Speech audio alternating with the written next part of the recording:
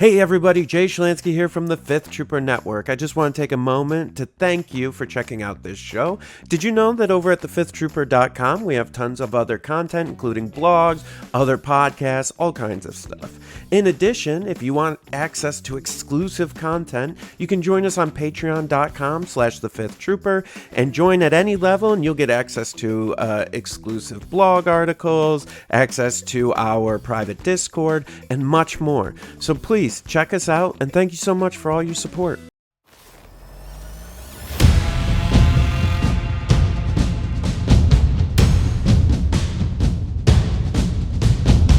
Welcome to the Legion 99 podcast. Welcome back, everybody, to another episode of Legion 99. I'm Nick. I'm here with Mike and Rich. Hello. Hello. How's everyone doing? Yeah. Going well. Yeah. We're here. We're going to talk about Legion. There's all kinds of stuff. We got some good stuff today. Yeah, we got a lot going on. So at the end of this episode, stay till the end. I don't imagine it's going to be a super long episode anyway. We usually don't go that long. I got an interview with Matt Evans of the Indianapolis Garrison Group to plug the Indy Open. We've got some info about that at the end of the cast. That's the first weekend in June. Well, sort of. It's like June 7th, which is a Friday. So I guess it's technically the second weekend of June. It's also the second event in June we're going to talk about today. Yes. Sure is. That's a nice plug for Ironweld. Yeah, many events in June actually that are important and dear to our hearts. But Rich, Ironweld. Yeah, so Ironweld is taking place the first weekend in June up here in Wakefield, Massachusetts. Last I heard, there are 5 tickets still available if anybody wants to get a last-minute tournament in. It's a 2-day tournament, Saturday, Sunday, 5-round Swiss. And best of all, rumor has it that a certain Jay Shalansky of the once upon a time great Fifth Trooper is going to be there to stream. Hey, we're He still sucks great. at Legion now, though. He does. I called him out last episode. Always has. Shots fired. But he's great at streaming, and Jay will be there at Ironweld for the full rig with the Fifth Trooper streaming. So it's exciting to get more events streamed, especially new ones that we haven't done before. Yeah. So this tournament has been running for a few years now. I think this is the 3rd year of it. Henry Jackson, a local in my area, has been putting it on for a while. And forgive me for not knowing his name. I believe that currently it's being run by Woohoo Anthony. Woohoo! That's what I know his Discord name by. And he's taking it over this year. And we're looking forward to it. It was bigger last year, and it's going to be even bigger this year. So it's great. Yeah, it's attached to a full convention, if I remember correctly, right? It's not just like a Legion event, but it's a full con. Full con. I believe that they have every system playing there, basically. 40K is pretty big. X-Wing has a few tables. They also have board game stuff going on. They have card game stuff going on, and they also are doing Star Wars Unlimited this time as well. For any of those fans out there, I'll make a trip. Just kidding. Do it, coward. If you went up there and you didn't play Legion, I would be disappointed in you. I would too. I would be disappointed. Wild thing to do. Come up here and not play Legion. Wild. I'll be a little busy. Actually, good. Okay. So another June event. I'm going to a tournament on June 8th at Mythicos up in North Jersey. Our buddy Nick pointed that out to me. I'm off that weekend. I don't have anything planned, so I'm planning to go up there with maybe some range troopers or clone commandos. I don't know. We'll see. Would you say that's the second weekend, the 8th? It's the 8th, yeah. Saturday the 8th.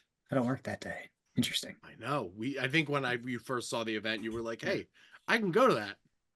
They're also going to have the new prize kit with all the cool new full arts in it. Oh, I missed that last time, so that could be interesting. My last tournament had those. They are very good looking. Did you win? I came in 6th. Okay, so you missed out on the Delta. I did miss out on the Delta, but I did get a foil Ahsoka. Foil Ahsoka's good. Yeah. I mean, I'm sure you'll have other opportunities, man. It's like, yeah, they'll be around again. But yeah, speaking of Delta Squad and Range Troopers and Clone Commandos, they're out officially. New stuff. Woo! New stuff. The Range 4 meta's here. It never left, but it's been strengthened by the Range Troopers and the Clone Commandos. Rich, you have started assembling some Clone Commandos this past weekend. I did. I got all 12 on Friday. I managed to get them all cleaned up and ready to be primed. I haven't primed them. That'd probably be tomorrow's task because I got to get them painted before the tournament. If I intend to play with them, which I do. They're real good. Yeah, they seem real good. I got Range Troopers and Clone Commandos on Friday. So you don't have a mortgage payment, is what I'm hearing. My car payment might get missed this month. Okay. No. To be clear, like when I need money for minis, I just give them more terrain and they give me store credit. And then I don't have to spend money there for months. It's great. I joked about it. I was like, hey, you guys need some more terrain? So a little gripey gripe. The models are fantastic. But Asmodee, $50 for 7 models. It's one less thing we have on GW now. This game is expensive. And I'm gonna throw that in there. The models do look great, but man, they are not as customizable as they used to be. I actually finished painting my Range Troopers because I'm a fucking madman. Crazy. Absolutely crazy. I'm a fucking nut job. I mean, they're 3-color. Oh yeah. Oh, these were the easiest. These were probably the easiest models I've ever done to get to tabletop. It's like I primed them, or I Zenithal primed them, all that. I did the base coat in like the light gray for the armor, and then I did a army painter speed paint for the jacket, and then I painted like the gun and did some wash here and there, and that's it. Didn't do a whole much else. What are you gonna do for the base? What am I gonna do for the base? Oh, all my Empire units have this like it's like the GW crackle paint. It's like lava. So like I do the base. This is the one army where I do the bases like completely separately. Where like I usually assemble the models and then paint the models and then put them on the base after I finish the base. So like I airbrush some red and some yellow and some orange on the base, and then I put the crackle paint on, and then I glue them on top. So I don't know I must not have gone bright enough with my colors because like it's not showing as well as like the rest of my army does underneath, but it's fine. Which is kind of interesting because they've got a pretty basic color scheme, so you would think that like the red or yellow would pop. Yeah, I didn't do it bright enough. I'll tell you right now, I didn't do it bright enough. Nick, you just taught me something brand new. You know that? What's that? So like I've been using the crackle paint for my bases. I've been doing the crate bases. Mm-hmm. And you know, my crate bases come up pretty nice, but I've never been able to get the cracks to be the color that I've wanted to do. Okay. Painting them and then putting the crackle on? Absolutely. You have to. Yeah, dude, you go like just like a red underneath. Like a red, and then you throw the crackle on and it's gonna show the red. Also, the crackle paint, like the thicker you put it on, the bigger the crackles are. Like the better it crackles. Like it gives a bigger fissure, essentially. Yes. It's like you would think the other way, but it's not. You want to be like super generous with it in some spots on the bases so that you get like some variation in it. Can I still dry brush the top of it without getting it into the cracks, or? Yeah, you should be able to do that pretty easily. I think like early on I dry brushed on top of it, but I've stopped doing that because I'm just like a lazy person sometimes, especially when it comes to my Empire army. Because like, let's be real, I'm gonna play these guys like 3 times, and then I'm just like gonna put them in the case. You're just gonna sell them to me because I haven't got my guys yet. Maybe I'll do that. Let's be like, it's like I'm gonna play these guys until I get the commandos painted, and then I'll probably play commandos, and then Bad Batch will be out because Bad Batch is coming out in July. We got a release date today. Fantastic. Very and apparently they have a command card. One command card. One command card. So I'm really hoping that that's cross faction.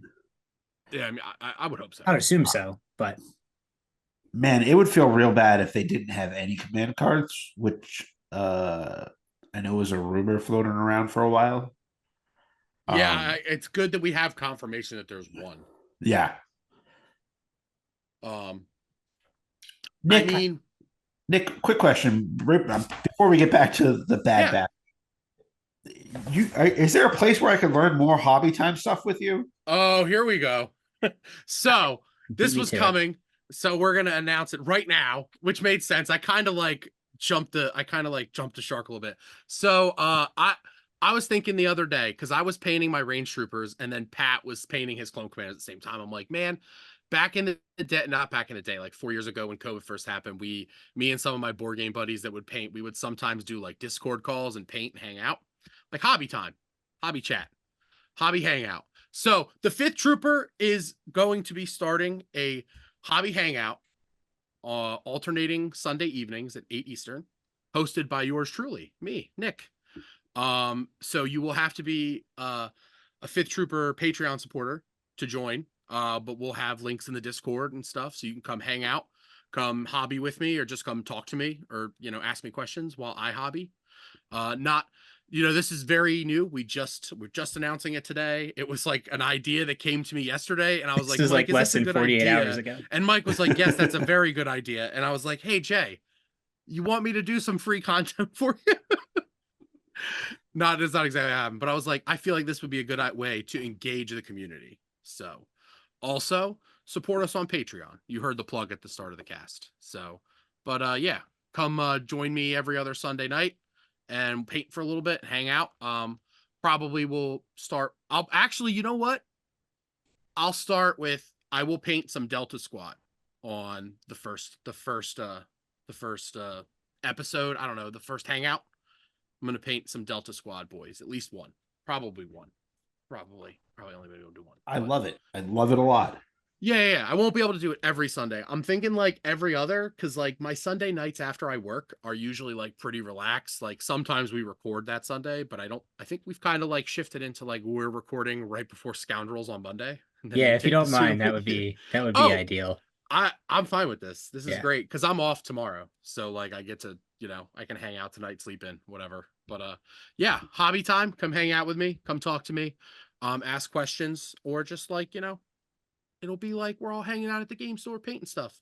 Rich, you better join me at least once. I will join you at least once, my friend. Must. I'll join you in spirit because no one wants to watch me paint. Oh, I want to watch you paint. Everybody wants to watch you paint. Honestly, actually, that would probably be good content. It'd be really good content. It would just be like I just put me on Netflix and I'm just gonna get roasted like Brady. See how drunk we can get you. And oh man, the roast of Brady was so good. How did you feel about that, Rich, as a Patriots fan? I haven't watched it. I haven't watched it yet. I don't know. Tom's a weirdo. I love him. I love him to death. I love him to death. But he's not the weirdest football player ever. No, but he's up there. He's definitely up there. He's told people water that he told them would cure their concussions. Like, the dude's not a good dude. I'm telling you right now, if he was here, I would take a bullet for him. So, like, what is it? Who am I to judge? Oh, by the way, congratulations on your first round bye playing the Pacers in the Eastern Conference Finals. Hey. Congrats. They're a good team. They've given us trouble this whole year. Are they really? Okay. Can you believe Denver blew it? Sorry, I can. Oh, we could. I got real excited watching that last night. I can believe it. It was so good. I'm fully on the Wolves bandwagon right now. I mean, I was full stop. I was rooting against the Knicks so hard. My boss is a big Knicks fan, and I was very happy to come into work today and be like, Knicks suck, bro. I love. And he spent like 5 minutes at 5 a.m. He spends 5 minutes going on about, they were injured. Like, whatever, bro. You got pacered. Choke. All right, no more. Okay, no more sports. Bad Batch, July 19th. We have a command card. Well, we don't have it, but there's a command card. That's great. I'm excited. It makes sense to me that they only have one command card. If their other cards are like Hunters and Hunter and Crosshair and Omega, they're going to be doing things that are very command card ish outside of the command phase, which, Sure. if this is how they're going to do operatives, make operatives interesting for each faction, then I'm okay with it. But like, this is the first operative that we've had that only has one card. Yeah, I think there's 2 points about that. K2 only has one card. Yeah, K2 does. K2 is a little different because he's a solo. He's appeared with Chewie 65 kind of only has one card. His cards are generally Chewie has 3. yeah, but like Chewie Doesn't mean has they're good. 4. how many times can you Chewie has actually take 4 more cards? Where's the 4th? than Gar Chewie has one card. Yoda, and Gar Chewie okay, has one fair. card. You're right. So one thing I will say is glass half full. Gar has a lot of command cards that need to be played with their commanders. It's not really like Rebels or Empire where you can be like, I don't need my 2-pip here. Like most of their commanders need their cards. So I agree I with think that. it'll give Bad Batch a little bit more play with some of the Gar commanders in that regard More because you flexibility. don't have to sacrifice command cards. It's gonna be. It's like it depends on what it is though, right? Because like the most important generic clone card I think is the 3-pip, right? Probably. Yeah. Most Maybe of the time, 2-pip, maybe the 2 if you have Cody, but Right. that's a maybe. if Rex ever becomes meta again. I think Cody's got Rex the is. surge crit. I think Rex is meta now. I think you can make a case for Rex Commandos. Yeah, I think that like Rex is gonna elevate commandos, but I think that like almost everything elevates commandos that like does anything to support them, to be fair. But I do think that like you will see more Rex because, If you can range 1 to 3 on that 8 dice black dice gun with scatter, you're gonna eat. You're gonna eat. You're gonna eat real well. Nom nom nom nom nom. Oh, clone's good still. Turns out range 4, lethal 4 red, critical 2. It's real good. Good, pretty good. Oh no, I mean I'm happy that like I'm gonna play them. Like I'm gonna like honestly, other than the Delta Squad, those guys are gonna be so easy for me to paint, bro. They're gonna be the easiest thing to paint ever. I'll Except remember that Delta. when I see my rate. Hey, we need money. Let's go. No, I'm just kidding. I love you, Mike. So I was saying I'm very happy with these range trooper sculpts. There's only 2 models have like copy the pose. So there's 5 poses, but it's the heavy that repeats. So essentially, like even if you run a 6-man unit, you only have 2 identical models in the squad. So it's not as bad as it could have been. I'm glad that it's at least the heavy, so that even if you have the 2 identical poses, they're different guns. But I don't love that. I'm really not in love with the fact that the Commandos didn't get Delta Squad variants or even the backpacks thrown in there. Something to distinguish that there is a Delta Squad inside of that command pack. Yeah, the backpack. All they really needed to like, I guess like you could have done some unique backpacks, and that would have been that's it, right? Basically, I think one of them has like a little back to tank on the back, right? Is it Fixer? I think. One of the commandos like in canon has a back to sling that he carries. Yeah. Like that would have been a pretty easy thing to sculpt, I would think. They already have it with some of the other troopers. It strikes me as one of those things that might have carried over from FFG, where it feels like some units got real lazy, and lazy is probably not the right word for it. It's just like the ISP. There's only one pilot for it. Delta Squad, you didn't give them anything really unique outside of their command, their unit card. You didn't include shield tokens in the pack. That's funny. And maybe they're moving to a tokenless game. And like, shield token gate. AMG just hates shield tokens. None for no card for Gar Saxon. Double-sided in the one of the Battle Force boxes, and none. And so it's one of those things where it feels like Field gate. It feels real bad. It feels bad that Delta doesn't have more attached to it that's unique. I think, and don't get me wrong, I still think that if you're playing a one of Commandos, they're the guys you go to. 100 points for what they bring you is a lot. No a doubt. lot. But would it have hurt to give them that Bacta capsule, or a Katarn shield that exhausts twice or something? Whatever. Just the if it often feels Cannot like have you cannot have two Katarn armors. No, you can't have damn. that. Well, it often You feels can't like have that. You it can if it often costs feels like for 150 the points. Gar faction that we get reskins and we get like partially finished units. The ISP, the I lab. like to think Rebels got the reskinned ATRT. Okay, the Rebel ATRT is a little worse than the Republic one. But Search of Crit is great, but it's I do see your point. So like it's obviously not to the level of Shadow Collective, which apparently just isn't going to get support going forward. doesn't But exist. it is a little unfortunate that Gar does have some repeat models, and then unfortunately missed out on the multi-pose sculpt. I guess when we had that for like 9 months when it happened. Yeah, So that's a little unfortunate. because I got 12 of these guys, 12 guys that they all look alike. They all look exactly alike. They're clones. Yeah, no shit, Mike. But they're I'm posed with exactly Mike. They're alike. clones. Stop They're complaining. posed exactly alike, Michael. Look, you got something. Can we stop complaining? I get it. I Yeah, get it. it doesn't feel great, especially on the time that they jack up the prices. I know. And that's not on, I don't think any of that's on AMG. No, either. that's It's not on on them. But that's just it's a 100% complaint. on And Asmodee. That's on Asmodee, not AMG.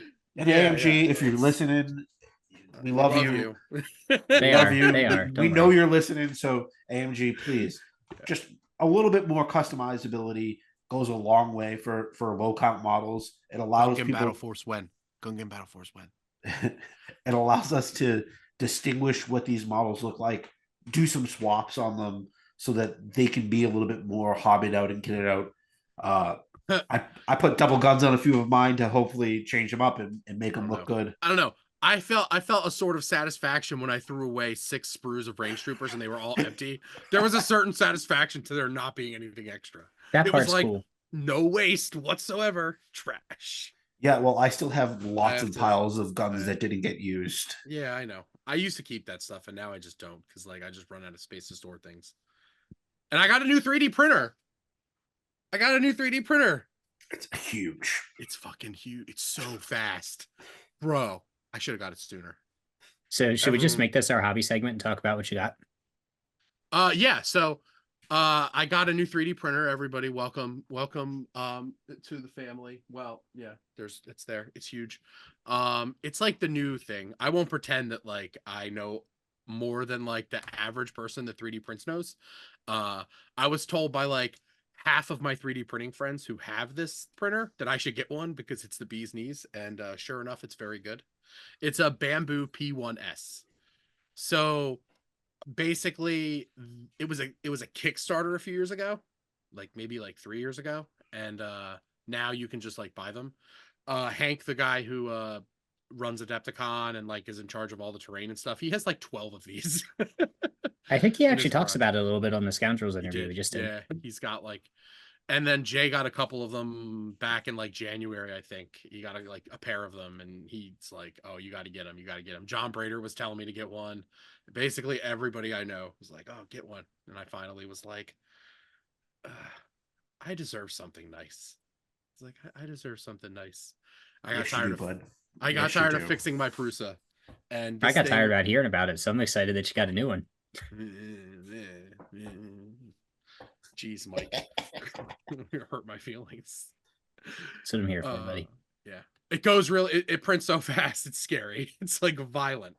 Do you have any like new projects that you're working on for it? Ironically, or you just kind of like.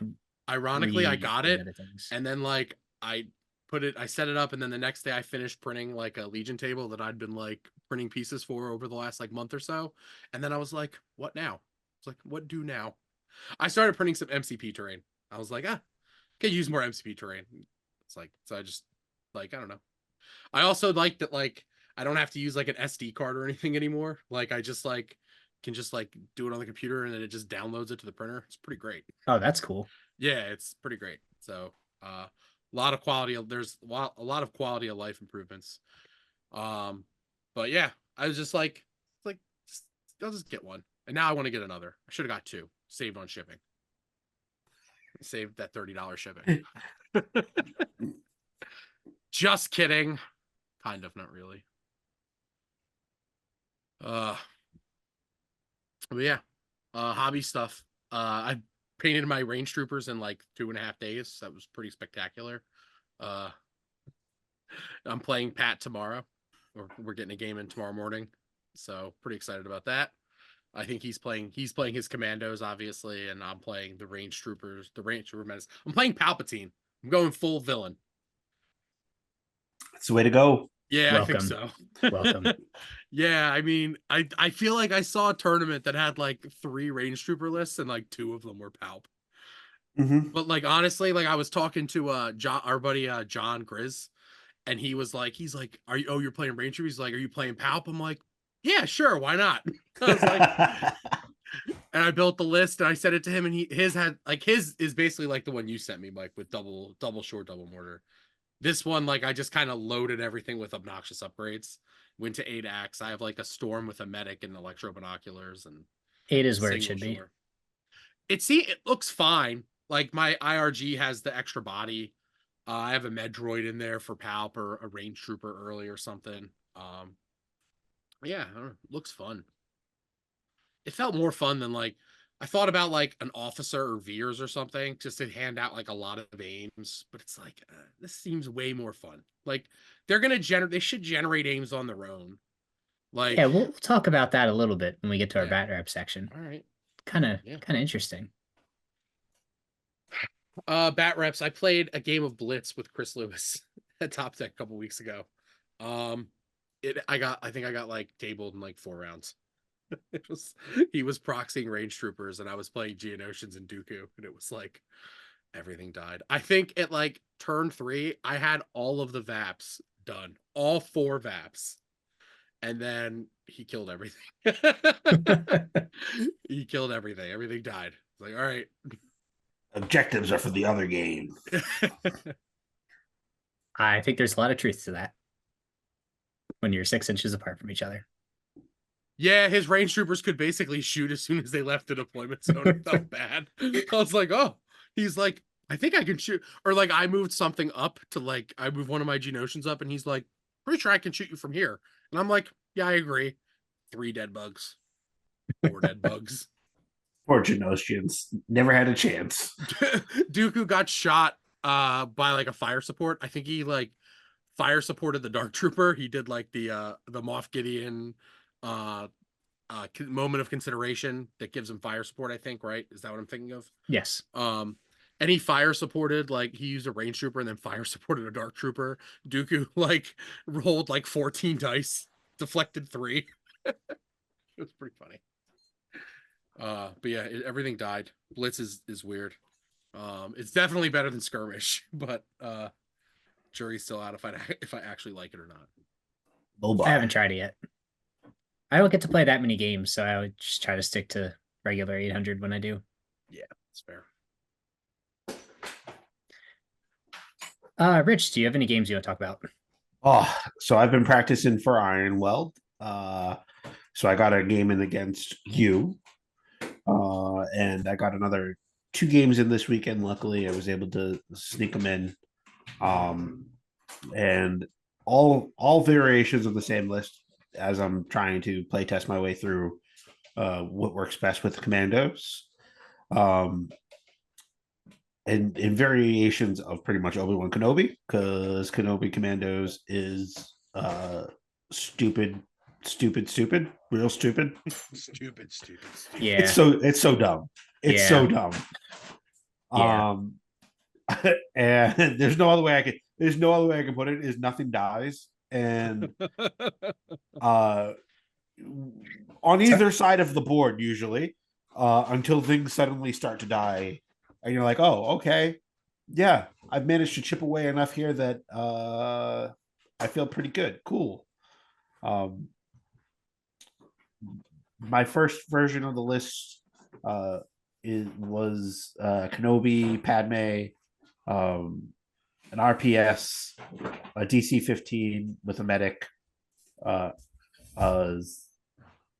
phase 2 with the medic as well, with the Z6 and the medic. And 3 commandos, 2 with HQ uplink and 1 without. The HQ uplinks are money on those things. If offensive push is 6 points for an aim, the way that I look at those HQ uplinks is for 10 points, you're getting at least five free aims that you might not have gotten, because getting orders to those things with the decks that you have is pretty hard.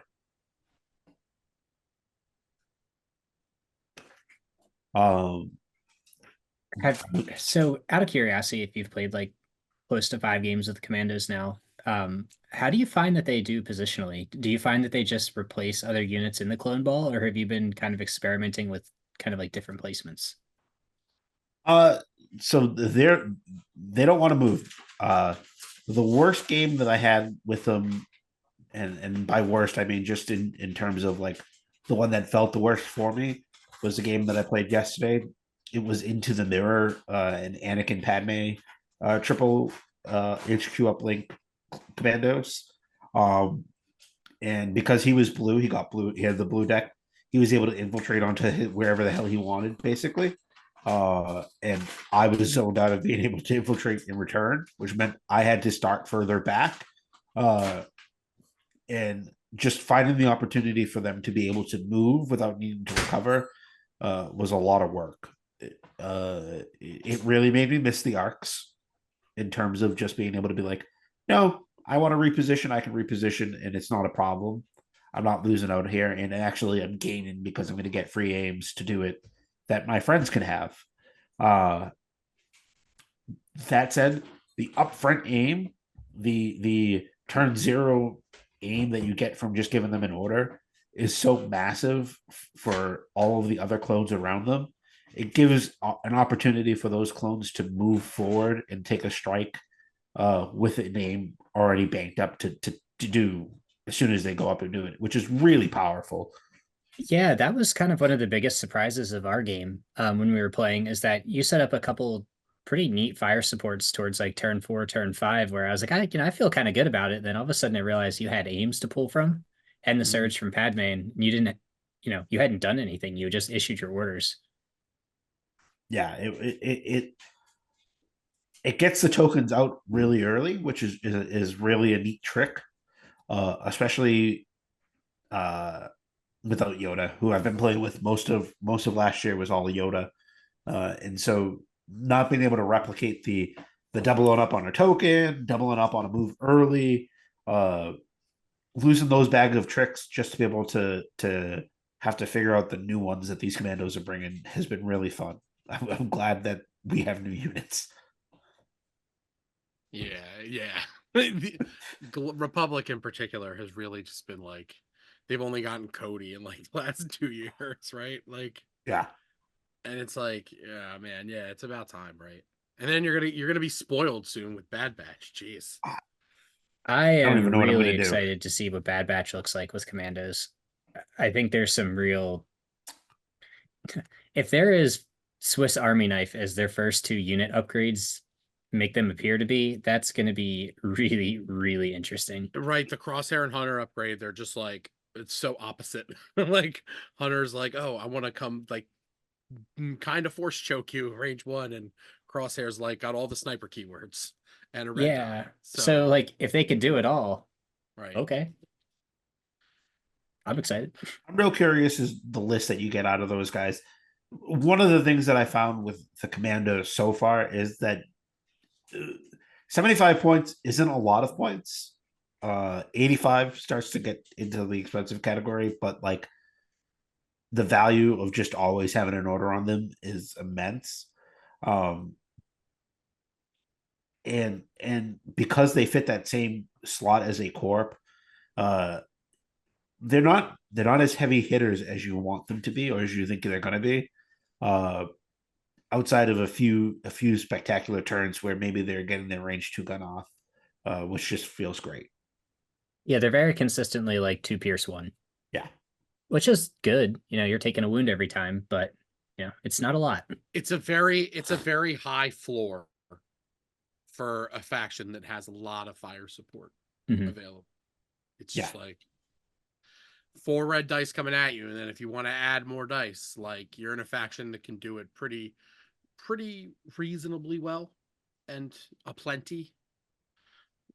A lot of range 4 weapons between the RPS, the DC-15, and then even the mortar. Like that's interesting too, I think. Yeah, so just playing with different variations of the corpse has been the thing that I've done to try to find points.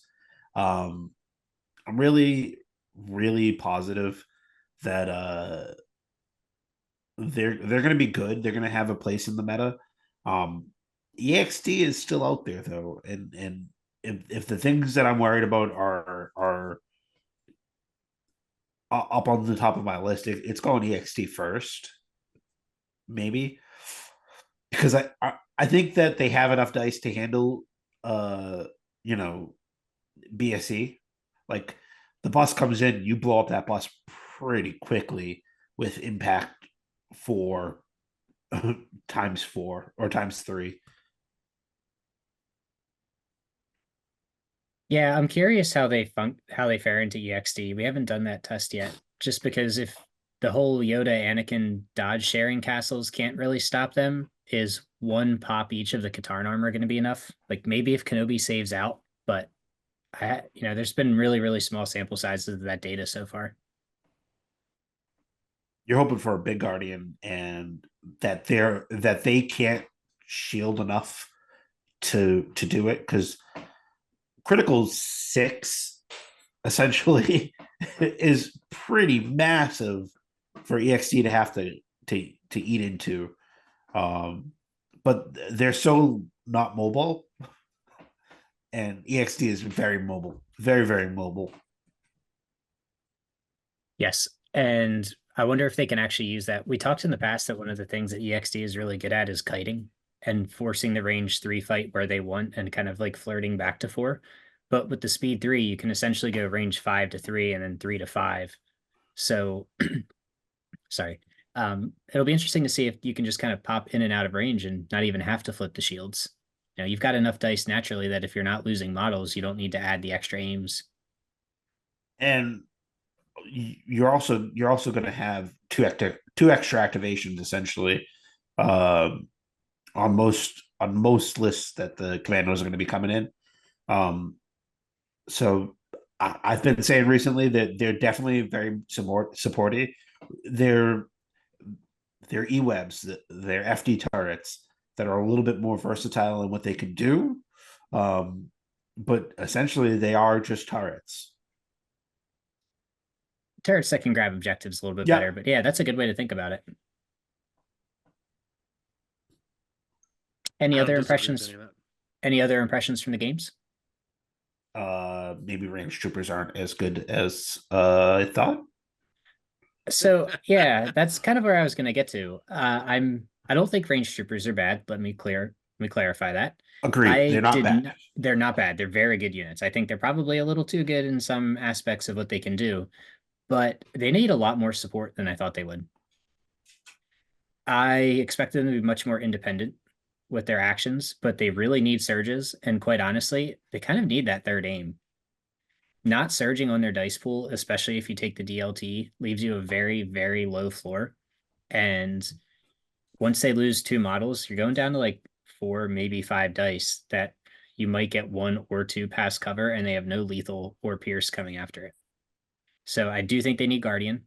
I think they need Force Barrier, honestly, because the things that they're weak to do not get stopped by Guardian consistently. And they need some way of getting a surge, whether that's guidance, whether that's aggressive tactics. They need some help. I don't think they're the unit itself does not need help. But when you put them on the battlefield, you had a unit that could take force guidance, force barrier, and aggressive tactics? You would get Emperor Palpatine, and I think that's why he's the best pairing for them.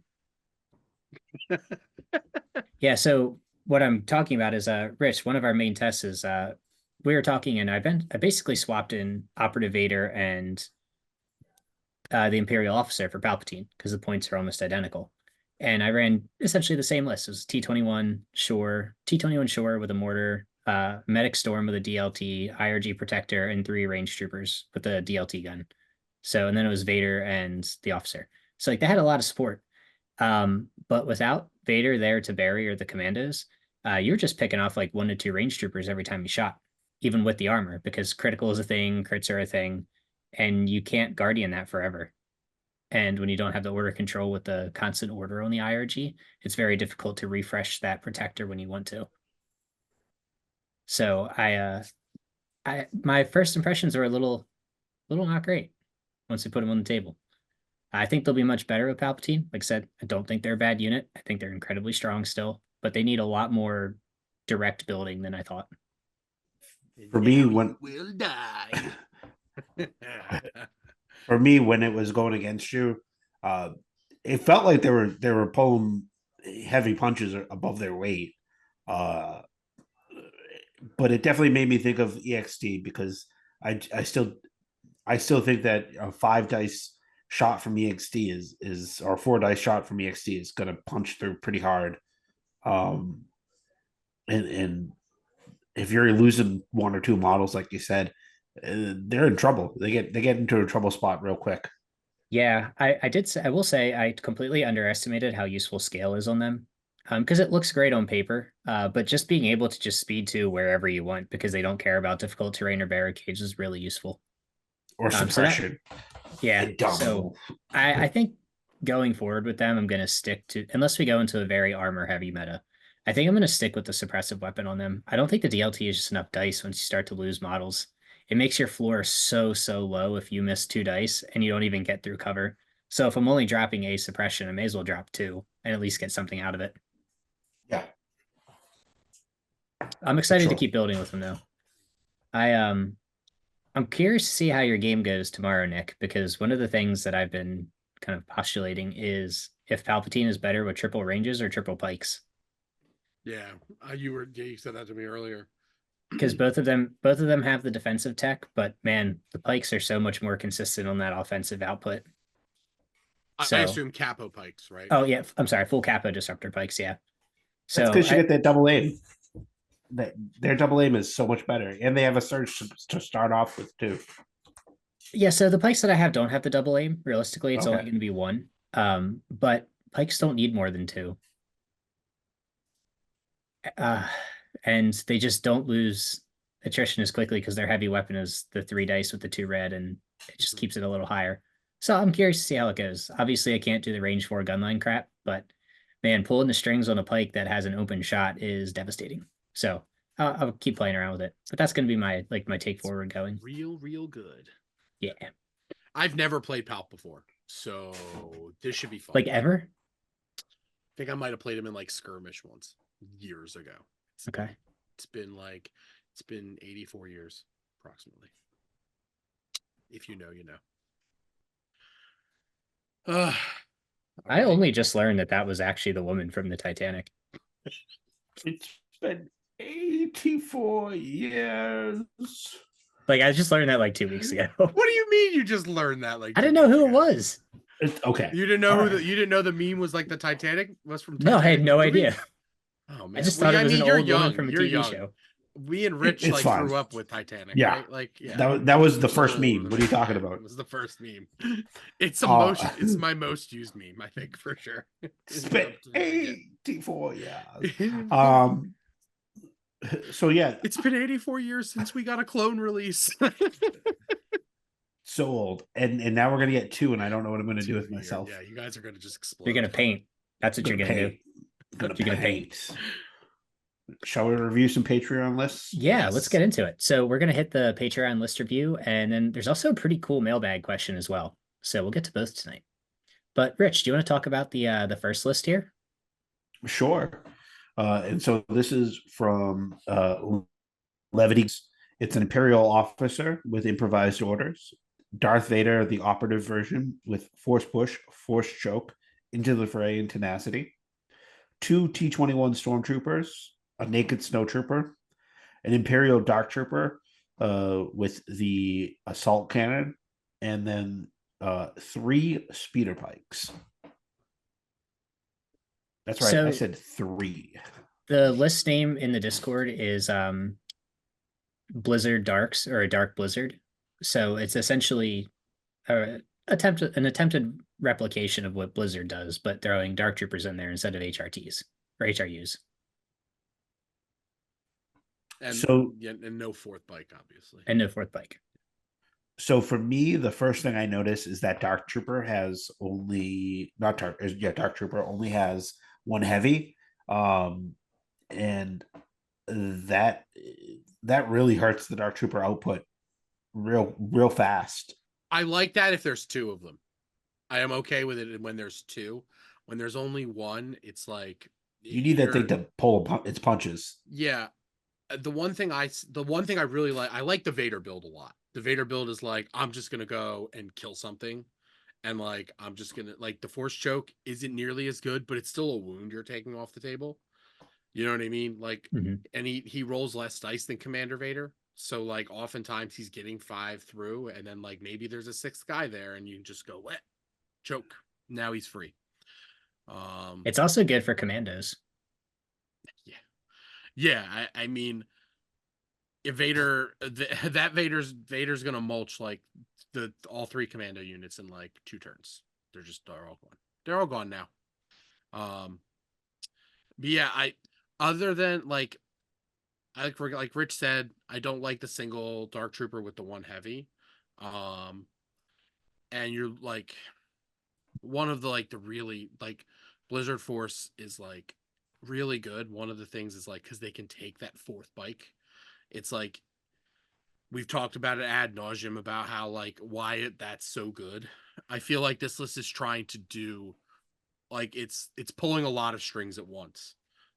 It's got a lot of firepower, but I feel like if there's a lot of impact, the Dark Trooper is just going to go down too fast before it really pulls back its points. That's my main concern, I think, is the Dark Trooper. Bikes don't want to be in a 9-act list. That's kind of what I was going to say. If you're going to run 3 bikes, I think it needs the 10th act.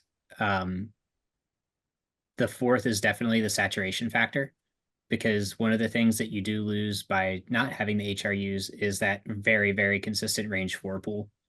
And you do shift your guys. Your range 3 pool is really strong. The double T21 and the dark that's going to go twice at range 3 are 2 incredibly useful range 3 pieces. The bikes are very good at range 3. Like, you're going to compete at that arena. You have to play really, really conservatively here. It is a quasi 10th act because you do get the 2 for the Dark Trooper. So, it is technically bikes at 10. There's 10 tokens in there. But you have to make sure that they get the orders, and that's going to be kind of tough with the only Vader command cards here. They say who's giving them orders? Where are they getting orders from? They're basically coming off of Master of Evil, and that's literally it.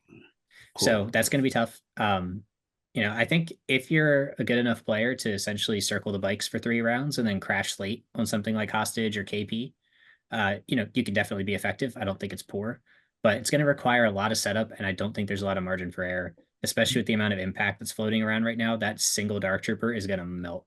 I would say, especially with the amount of range 4 that we're going to be having in the meta, with the commandos being able to just plink, 2 crits over the top pretty much every turn, they're gonna get a model. They're gonna pick one up.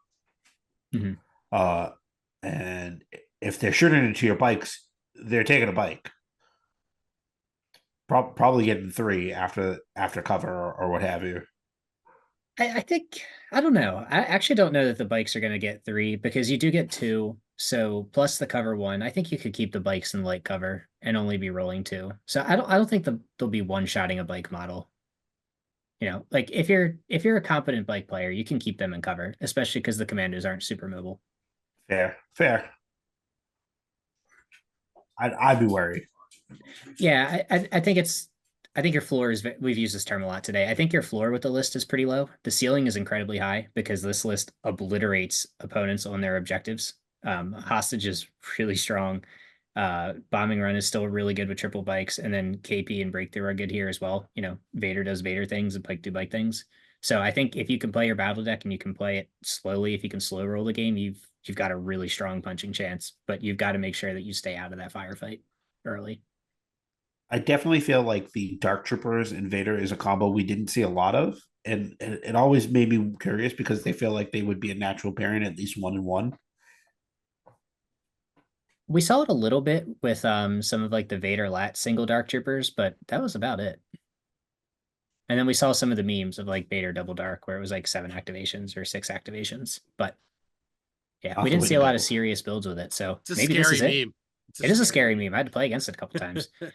So this list has potential. I won't lie. It looks pretty fun. But I think you've got to be super careful with your positioning. Would you like to get into the next one that also has some armor and a Skywalker? It does? Isn't Padme technically a Skywalker? Did she get married? She never changed her name because whatever. it was a. But she was a senator. It's She the doesn't. it's the senator doesn't implication. change her be with name. no Jedi boy. It's the implication. Some poor monk's not going to have. This give is her pretty last similar name. to something I played recently. You want me to take it? Absolutely. Read it. Clone Command. All right, so this is a double secret mission. Clone Commander Cody, Clone Commander with improvised orders, Padme with inspiring presence, R2D2 and C3PO. 2 phase 1s with Z6s, 1 phase 1 with an RPS, an Echo Strike team, and then a Saber tank with what appears to be the TX-130 beam cannon turret and a link targeting array, and a cool 180 points. I have Initial one thoughts, suggestion for Nick. this list. What's your suggestion for this list? Kenobi. Get rid of the tank. Put Kenobi in there. Just Just not a tank list. That's So I will. Yeah. So I know you're not in the Discord, so I do Oh. apologize. I should have been clear with this. The point was to do the double secret mission with the tank.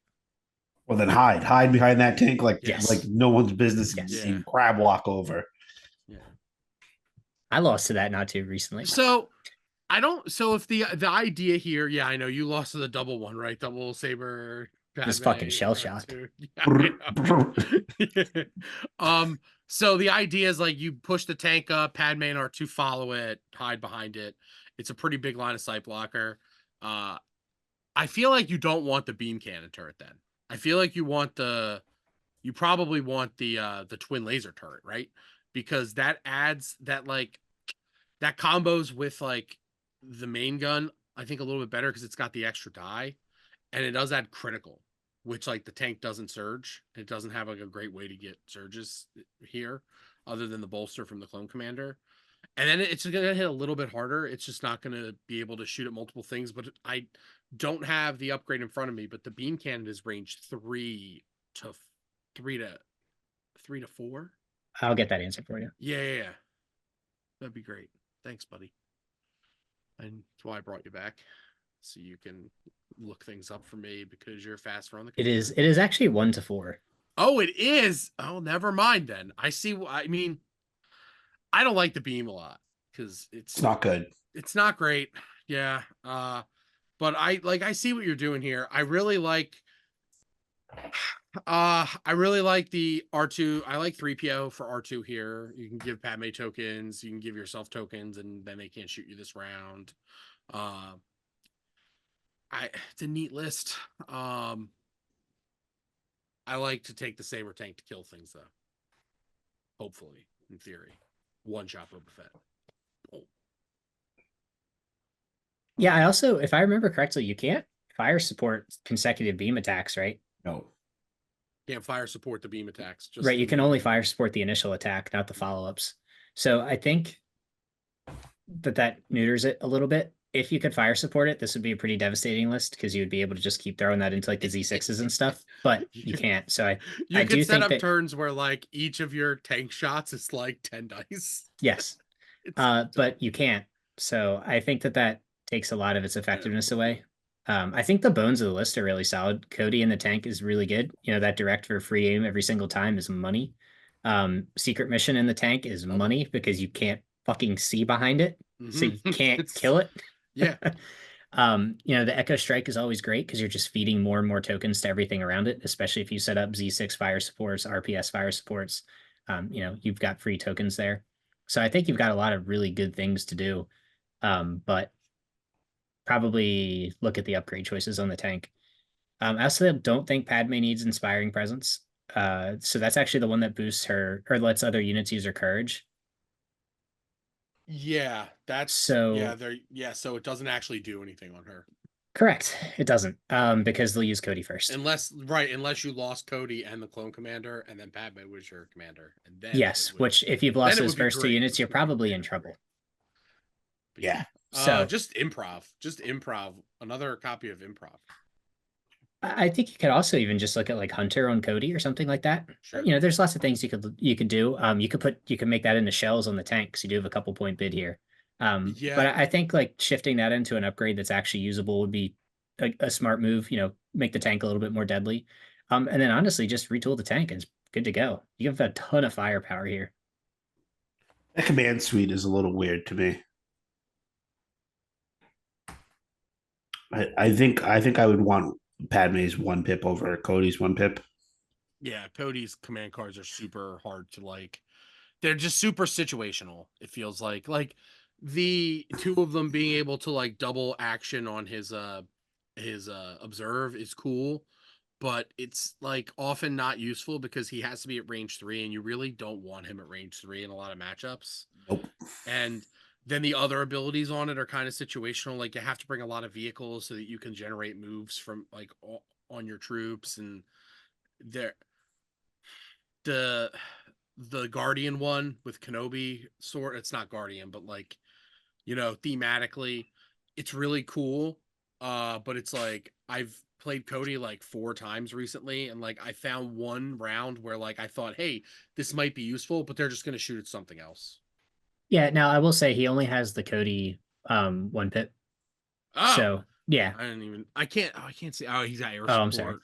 Yeah, Yeah, so never I mind. I think That's my Air bad. support's I probably the do right think choice. I Air do support's think you're fine. right that like take Padme's 1 pip, and probably just go Cody cardless. But I think the rest of the suite's pretty good, honestly. I don't the The Padme R2 smokes cards are what's gonna Smokescreen gives you the couple orders, so I think that'll be for fire It gives you supports. an extra order. Yep. so the smoke screen is the thing that I'd waffle on.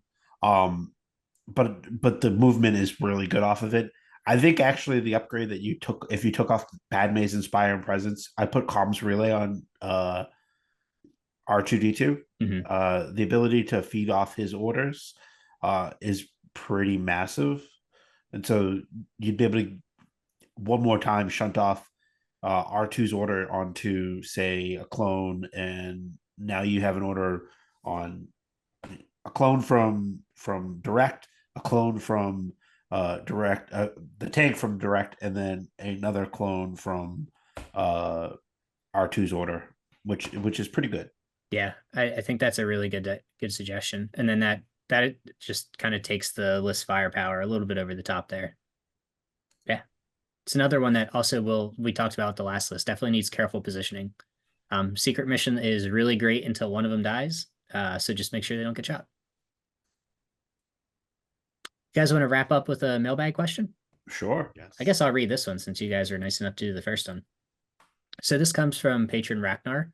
So with the recent Asmodee split from Embracer, coupled with the product roadmap and lower average activation counts, do you think AMG will increase the points limit for standard battles from 800 to something like 900 or 1,000 to juice up sales?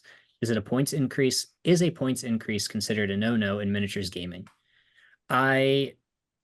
This probably sounds optimistic. I don't think that they would I don't think AMG would directly raise the points to sell more product. It seems like a lot of coordination from multiple parent companies down to the devs that I just don't think this company has. Um, so I don't think that would be the reason why, but I could see them going up in points a little bit. They've spoken in the past that they wanted a slightly quicker game, so lower activation counts do transition to a faster game. But I don't think it's a no-no. We'd probably truly be looking at like a 2.0, kind of like Legion second edition, like how Warhammer goes through. But I wouldn't say it's a bad thing. If they retool things or if they decide that they want to kind of shift how objectives are scored or how points are counted, that would be fine. Yeah, I think I go ahead, Rich. I don't think there's a scenario where AMG raises the points outside of make it releasing a new edition of the game. Um, it, and if I'm being perfectly honest with you, I don't think they have much consideration for what the actual points mean to the units uh in an overall 800 point list anyways. Like I don't feel like I look at any of the things that they've released and go, that point set that point cost makes perfect sense to me. Um so even if they did raise the points, I'm not sure that they would raise it to a cap that would make it as balanced as where we are currently, because we are currently balanced. Yeah, the game's in a pretty good place. I agree that sometimes it feels like things come in way too cheap or way too expensive, but I don't think it's as much as like throwing darts in the dark. I'm not saying that that's how they're doing it. It just it does feel like overall, like if you told them why Commander Luke costs what he costs, I don't know that they would agree with you that that's why he they didn't that. design Commander. Yeah. Luke, to be Yeah, fair. I think a good of way to these put it is I things- don't think that they have kept to the same scale that the game was at Yeah, previously for I agree point with that. scoring, for better or worse. But yeah, I wouldn't say it's random. Because like you look at Definitely a you look at different the scale. Inquisitors and they're like 100 points. Yeah. I mean, honestly, like I don't think Inquisitors matter. Like I don't. They don't. I but think like that has less to do with we all with the fact panicked. They're like they just exist. It's whatever. that has I less don't to know. do with Seven them. Sister's pretty good She is, but like I mean, for I don't know, 115 points. She's It has pretty less to good. do with the Inquisitors and more to do with the rest of the meta. Sure. Like Yeah, I mean, like always. EXD exists, and I don't care how efficient your Jedi is.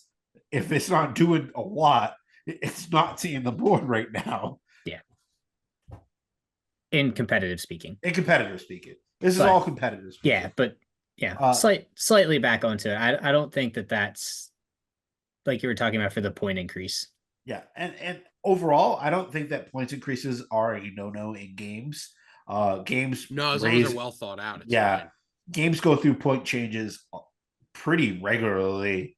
Even our game has gone through point changes with the cost of upgrades and units all across the board all of the time. Well, not all of the time, not often enough, but what, once a year now, hopefully.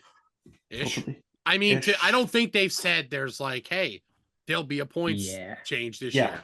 So I think that it's like premature to assume anything. I think we've got a mini extravaganza coming up in the next couple of months. Usually they do that in the summer. Yeah, they've hinted at that. Usually at Gen Con, right? July. No, it's separate from Gen Con. They'll probably have something at Gen Con too. Show me them ARF troopers, baby. Show me them ARF troopers, please. Oh yeah, woof, woof. For sure. Woof woof. Arf arf arf. Arf arf arf. So I'm just gonna I have an opinion here on this. This is a good question, to be clear. I love it. I saw this and I was like, ooh, this is juicy. I do not think that AMG or Asmodee will try to push a points increase to sell models. I think it's way more likely that they just make more battle forces. Because that worked. And it's like, it's not like, oh, haha, look at us. We tricked y'all into buying more Wookiees. People wanted that anyway. So would killing for it. Yeah. Right. I wanted to buy a bunch of Wookiees, but I dreaded painting them. So I didn't do it. But like, I still kind of wanted to. And there's a bunch of battle forces that they haven't made that they could make that would absolutely sell boxes. Yeah, 100%. So yeah, if you just want to walk through it, Blizzard sold bikes, Echo sold FDs, and EXD sold BXs, and none of those models are super cheap for what you get. So like if you're gonna drive sales, I think Nick's probably spot on that. Yeah, and I'm not mad about it. I'm not mad about it because it's Star Wars. Like EXD's like a little like weird. It's like it feels kind of made up, but it's cool. It is. Yeah, they're all everything's made up, right? Tempest sold ATSTs. Oh, I forgot about Tempest. Sold ATSTs. Yeah. Which, like, guys, there are people out there that have 3 ATSTs now, maybe 4. Looking at you, Jason Lansky. How many Rebel players spent like $400 on Ewoks and an ATST in July? Oh, right. The Ewoks are a battle force. Yeah. Wait. Like, Like, ready? Shadow Collective. Shadow Collective. I bought a shit ton of They Shadow sold Collective. people an entire faction. It's just a Yeah, bad force. I just think that I think that was like that was poor timing with like because that's basically when AMG was taking over. Yeah. And like we all know that like that was like left over from FFG. So like we don't know everything, but it's Let me like be hyperbolic, Nick. yeah, it's unfortunate that like there are a lot of Shadow Collective players that thought they were buying into a full faction, and it's like one of my buddies like is one of those people, and like we're playing Shatterpoint now when I play with him. So and he's like, I have yet to win a single struggle against him. I suck so bad at the game. You do. You don't even know, man. You've never even seen Shatterpoint. You've never Be even quiet. seen me play. You've never seen. Oh, I'm terrible. No, My I models watched- look nice. My I models watched- look really I watched you nice. play one game of Shatterpoint, Yeah. and that's when you realized about the height scoring thing. Oh man, that was the same guy I'm talking about. I know. He was one of those poor people who bought like into Legion with Shadow Collective, and like it's not actually a faction, so like who knows when they're getting more stuff, if ever. And it's like it feels bad. It feels bad.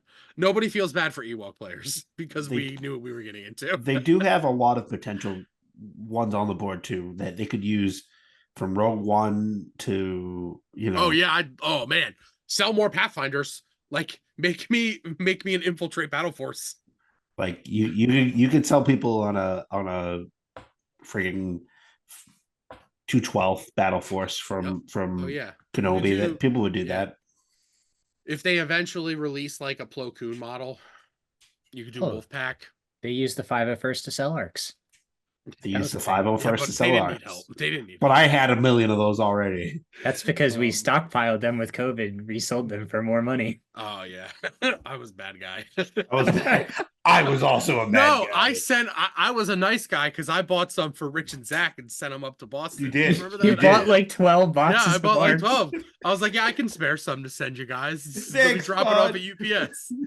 I think I said Butler some BX droids. Oh yeah, no, good times. The old COVID. days. I mean, hey, I don't think we'd be here, like sitting here recording this podcast if it weren't for COVID. To be clear, like there's We would not close have to been. zero chance. No. Uh, But let's end with a 30-second hot take. yes. Do you want the points to go up, and why or why not?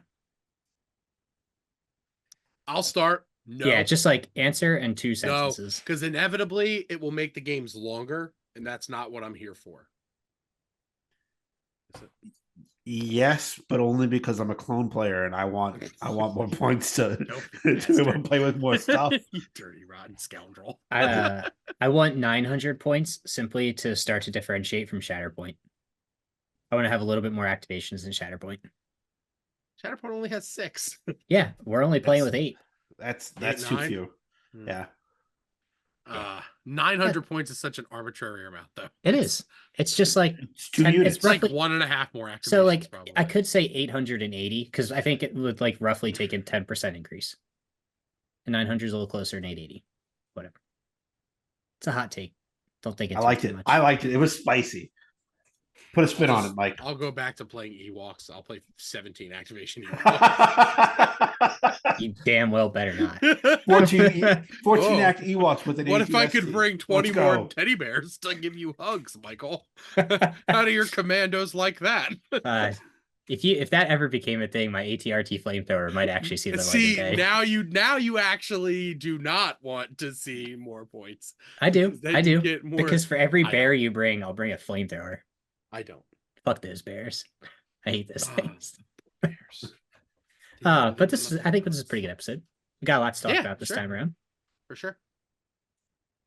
Absolutely, absolutely. And you got the interview coming up with Matt Evans, so it's a good one. Yeah, Nick, do you want to transition us over to the interview and then Yeah. Well, go from there? well, we'll be back soon. I'll be here in a second. You'll hear me again. And then you'll hear me again during hobby time soon. Very excited about that. I'm actually very excited about that. And then we'll be back with another episode in a couple weeks. Have a good night, everybody. Bye. Welcome back, everybody. It's your favorite Legion 99 podcaster, Nick, and I'm here with special guest Matt Evans from the Indy Garrison, and we're going to talk a little bit about the Indy Open. Matt, introduce yourself. Tell people about it. Yeah, like you said, Nick, I'm Matt Evans out of the Indy area. I've been kind of running TO events for about 4 years now. So this is our second year doing the Indy Open. Last year we kind of ramshackled something together, hoping we could get a bigger player count. And so lo and behold, we had like 49 or 50, somewhere in that range. And so we were glad to do it again. It is June 7th and 8th on a Friday, Saturday. It's kind of a weird niche thing, but we've had good success with that. So it's in a church gym, which means Yeah, I that was we gonna say I basically remember Adam telling me about it at Worlds last year. yeah, So because I asked yeah. about the So we get Fridays, our I'm like, rental wait, place. isn't It's that a great. Friday? Yeah, I mean, Yeah, you probably get it real cheap, right? So yes, very cheap. yeah, I imagine So so. yeah, I mean we've got good capacity. So the nice thing is like we're sitting at 64 as our cap with 44 signed up. But I mean we could easily fit almost 80 people in that room if we push came to shove. So it's a good sized gym, which is great. Yeah, you've got room to grow. So Yeah, absolutely. maybe even if you don't get that many this year, next year you got time. Get some more terrain in there. Yeah. That's always the big thing. Um, so you said you've TO'd before. Obviously, you were the TO last year as well. Yep. That's awesome. So where exactly is this event other than in a church near in the Indianapolis area? Yeah. Um, So we are in Southport Presbyterian Church on the south side of Indianapolis. So if you're in the Indianapolis area, it's just kind of on the south circle of there. They call it the bowl because we've got a interstate that runs the full length of the city. Um, so right off of the exit there, you can't miss it. easy to get to. That's Yeah. important. Yep. That is the best thing. So it's Friday, Saturday event. I assume no Sunday because it's a church, so they do Correct. church things on Sunday. Totally Yep. understand. Um, any information on like if people were to travel, lodging, stuff like that? Any recommendations? Yeah, so we have a ton of travel. Like India is kind of a con hub. Like, I mean, Gen Con. there's Gen Con, tons of cons throughout Yep. the year. There is a huge 4-H FFA convention that happens every year. So there's just tons of cons throughout Indy. So hotel options are big. We have a group that's coming from Kentucky that found a good Airbnb, and they're splitting like 9 guys in an Airbnb. So if you look around, there's pretty much great options everywhere. That's awesome. That's awesome. So so this is 3 rounds on Friday and 3 rounds on Saturday, correct? So Yep. essentially if you hit 64, you will have one undefeated at the end. Absolutely. No cut, so everybody gets to play 6 rounds. That's great. That's the way, more That's the people way we playing love more it. games. And there's streaming at this event, right? Yeah, so we're going to be streaming it onto our YouTube page, Indianapolis Garrison YouTube page. We'll be posting that around in the Discords. We're finalizing all the details on that, but yes, it will be streamed, which will be awesome. That's great. So That's great. So I know you guys have a lot of terrain. I know you guys made offers to bring some into Adepticon last minute. Thankfully, yeah, we didn't need that. But prize support, what are we looking at? I'm looking at the game uplink page and it says there's mystery prize support bags. yeah. Anything you can tease? Well, That's yeah, exciting because I'm all about so- I'm like a treasure goblin. So absolutely, Yeah, absolutely. So one of the things that we did last year that I really loved is I've got a 3D printing buddy. So like I will just have a whole plethora of like 3D printed like miniatures from who knows what end of the galaxy to another. So it's just fun to have like all kinds of things. Like I think I have one of the 3D prints that's about 5 to 7 inches tall. So I mean, there's some good sizable stuff in these That's bags. awesome. Yeah. All right. Not even bags, just like totes we're talking about here. Yeah, at this pretty point, much. right? Okay. Yeah. So another thing that's like near and dear to me when it comes to events, painting. Is painting required? Do you have to have a fully Yes. painted army? Okay. So we didn't do a painting requirement last year just because we had a ton of new players and it helps keep that entry low. But we wanted to kind of say, okay, we've grown the scene a little bit. We've got a lot more players. So we put a painting requirement on this year. There is a 3 paint minimum. We have specifically a judge who signed up who wants to paint. So he is our TO specifically for painting. He's going to be going around looking at all the hobby stuff, Right. which is going to be great. So yeah, Having a dedicated paint judge is something that not enough events have, and it's like, that's a great thing to have. Yeah, That's absolutely. awesome. So there's like painting awards, all that good stuff. Yeah, so we'll do a Okay. couple different painting awards for like best army, best unit. best in class, or those kind of things. Okay. So That's awesome. Yeah, a lot of events do like, and it's like I'm always stretched so thin at my events, so like I usually just do like one painting. I usually, yeah, if it's at the shop, like I'll ask some of the staff to help me judge, because it's good to have an outside opinion on things. And absolutely. it's like it's great that like you have a dedicated judge, and you've got very clear, very man. I'm like, I work today. I'm losing it. You have You're good. you have like very clear what you're doing, separate entries. That's good. Yeah, We'll get there.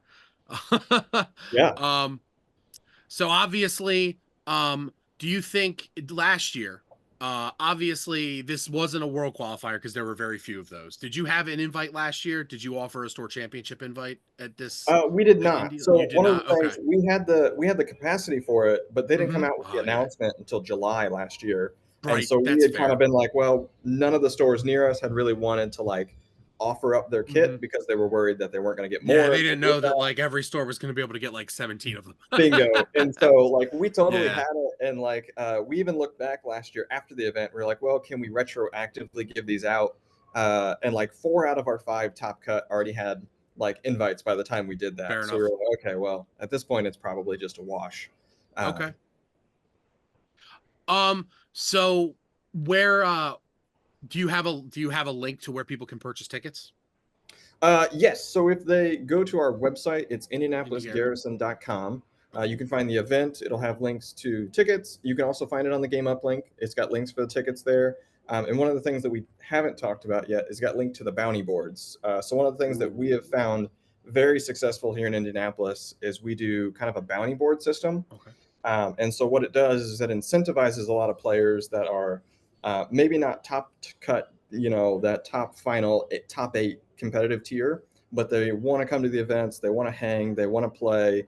And so that way, if you drop a game or two, you can look at the bounty board and you can say, okay, well, most flamer Let me kills just are make kind of sure I fun play kills. Bosk's one pip the rest of the game, so I Right, can give out exactly. the Let most me just poison tokens. I love it. All right. absolutely. And so Yeah, it's well just a done. way to skew into winning some more prizes and to keep people kind of engaged.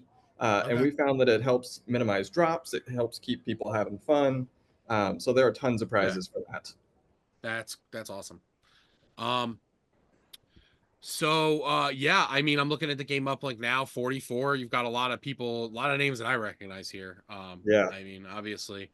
Um, anything you were like, did you guys, was there anything you like definitely wanted to do better from last year's event that you were like, okay, we did this was great, but what can we do better? Like, Absolutely. that's So always my thing. So, one of the things that we did last year was streaming. That was our first time streaming, so there's definitely some improvement that we're going okay. to look for and try to do in that. And then the other thing is we did a terrain competition where people brought tables last year, which was great, but really trying to like incentivize that a little bit more this year and put a little bit more structure around it, so people can bring one table per player. And I believe, hopefully I'm not misquoting, but one of our other TOs is 3D printing an entire table's worth of terrain for like whoever wins this competition of bringing the best table gets a brand new All right. table. So, and some things to paint probably. It's a pretty good prize. Yeah. That's a pretty good prize. Well, that's awesome. Um, Anything else you want to talk about the event? Anything else that's really that we didn't cover yet that you want to like get out there here? Yeah, so I mean, we are sitting at around 44. A lot of our players are either local or players that we're connected with, but we'd love to see people come out. Like last year, we had guys fly out from Oklahoma, which is great. And so traveling is really awesome. Um, and then the other thing is just these events are massively fun. Like this Indie Open last year was one of the best events that I had been to just because of the sheer camaraderie that we built in the community. Like we've got a food truck for Friday. I'm still trying to hopefully squeeze one in for Saturday. And so, That was always my favorite part of Nova Open was the food trucks, because I used to go yeah, to Nova Open before they moved, and like I missed the food trucks from they used to bring in. That was always the best. Yeah, and the cool part about this is since we're doing this kind of at a church, we've put it together ourselves. It's not really at a con where there's a whole lot of other things to pull us away No from what we're doing. distractions, right? It's Yeah, I like mean it's it's just Legion. us. Yeah. Yep, it's us and Legion, and I'm sure people will bring unlimited for between games as they always do at this point. It's like, So yeah, it's becoming like oh, we finished our game early, want to get a game unlimited. right. I don't play. So I see it a lot. Yes, yes, yeah, it happened pretty much everywhere I was looking at Adepticon. I was like, okay, they're done. All right, they're done. All right. Where can people find you other than Yeah. the Indianapolis Garrison? Yeah. Anything else? Yeah, so I'm on the main Legion Discord as Flawed Zombie. You can also find us in our Discord, which is linked through our website, Indianapolis Garrison. We also have a Facebook group, which is, I think, Indianapolis Star Wars Legion. So there's a ton of places. It's really not hard to spit and find me somewhere. But yeah, we've got a lot of indie guys that are active in those Discords and on those websites. And I've run into I played Adam in Invader League a couple of seasons ago. And then we played like a couple months later at Worlds. So Yeah. we're quite familiar. You guys are awesome. Yes. Pretty much anybody that's been playing for a while knows Brian Baer. So yeah, familiar. I've never gotten to play against him. I'm usually like, I don't do that well in tournaments. I show up to the tournaments. I don't do that well. So like, I'm usually not one to worry about there, but you guys are awesome. I can't wait to see how the event unfolds. I think I'm working that weekend, but I'll catch some of the stream, I'm sure. Absolutely. So as I'm painting or whatnot. But yeah, glad we can have you on. You guys heard it here. Indy Open. Get your tickets at the Indianapolis Garrison. Find the game uplink page. Sign up there. The link's there. Look at the bounty board. Can't wait to see what happens. And thanks for listening, everybody. Thank you.